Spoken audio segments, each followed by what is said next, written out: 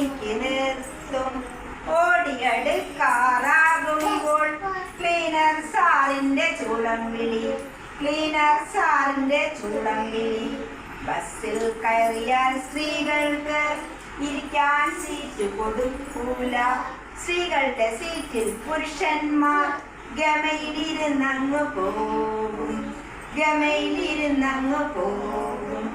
കുഞ്ഞുങ്ങളെയും താങ്ങി അമ്മമാർ നിൽക്കുമ്പോൾ കണ്ണിൽ ചോരയില്ലാതെ സ്ത്രീകളും അങ്ങനെ ഇരിക്കുന്നു, സ്ത്രീകളും അങ്ങനെ ഇരിക്കുന്നു.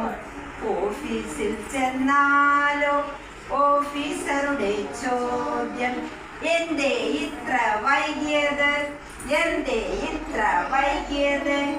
ഇങ്ങനെ പല പല പ്രശ്നങ്ങൾ നേരിടുന്നു ഞങ്ങൾക്ക്.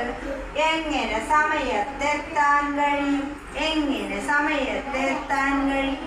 നിങ്ങൾ തന്നെ പറയൂ, നിങ്ങൾ തന്നെ പറയൂ.